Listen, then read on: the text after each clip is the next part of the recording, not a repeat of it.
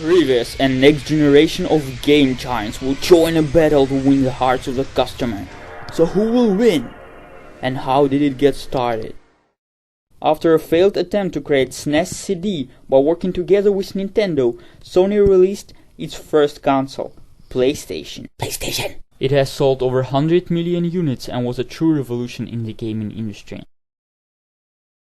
Holy shit, look at this! The console looks beautiful, the graphics are awesome, and you can play DVDs, man! DVD! And I guess most people who had PlayStation 1 has also bought PlayStation 2.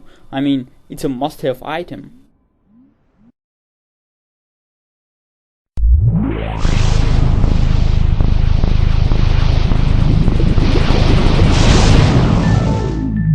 Xbox! Huh? Xbox? But we already have a console. The only people left are people with financial problems and non-gamers. Gamers. And you must admit that Xbox itself was as ugly as shit. But I don't care about that. Let's look what's inside. Whoa, quite impressive. Xbox has much better CPU, has twice as much memory, better polygon draw, it has game disc and is much better for online gaming. Shit, pickle. But because it's 1 year late and not enough advertised, it will always stay behind the shadow of PlayStation 2. Next! Today, it's another story. Xbox 360 came 1 year before PlayStation 3 and therefore has much more quality games. But is it still better than PlayStation? Let's see. They all suck! Okay, I will be very brief on the hardware specifications. CPU. Basically, Xbox 360 has 3 PowerPC cores, each core is divided into 2 hardware threads. Sony has 8 cell processors with one of them working as backup. Video card. While Sony allows us to use 256MB video memory and 256MB main memory, Microsoft has one block from 512MB that is used as well as main memory as well as video memory. Floating points. This is easy. Xbox 1 teraflop, PlayStation 2 teraflops, and so on and so on. So you might say that PlayStation 3 is far more superior than Xbox 360, but nothing is what it seems. My precious. The main problem is back there with central processing unit. Xbox has 6 units at total frequency of 9.6 GHz.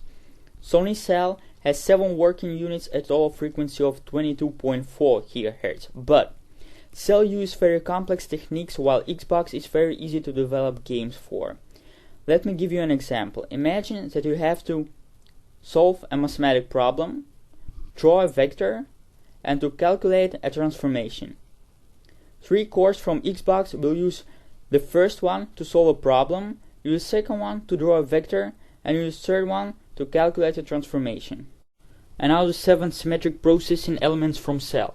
As it has only one core, it will solve problems one by one, dividing the work between all SPE units. We are back at our mathematical problem. SPE elements 1, 2 and 3 will split the work and solve sub-calculations. Elements 4, 5, 6 and 7 don't have any work left, so they do nothing.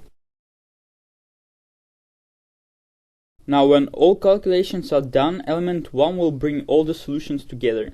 Holy shit! Now it will draw a vector and calculate a transformation. Okay, let's see who's faster. PlayStation, Xbox. Okay, it's probably very confusing right now, but as you can see, PlayStation 3 was quite faster than Xbox 360. But because you have to split the work between 7 different units, it will take 3 times more work to develop a game for PlayStation 3. And as you know, time is money, so no one wants to make a game for PS3. Instead, they port games from 360. Other positive point for Xbox is that it's much faster in using its own memory.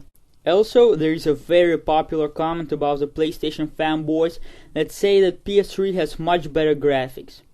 I'm not sure where it comes from, but the fact is that Xbox 360 has much better video card. It has higher fill rate, higher pixel processing power, higher vertex processing and a better memory architecture. Those things will give you nicer picture, higher frame rate and better resolution. Follow provided links for more information. Still, PS3 has more power and more potential. The question is, do you want to pay extra money for potential and maybe decent exclusive games in the future? Yes, I do. It's up to you to decide, but we are not finished yet. Let's talk about ching ching. Let's see the price range for both consoles. We start with 360. In Europe you can get a value pack with wireless controller plus rumble, hard drive, headset and 2 games for €349. Even though Xbox 360 Live Silver is free, you still might want to buy Xbox Live Gold. That will cost you additional €19 for 3 months.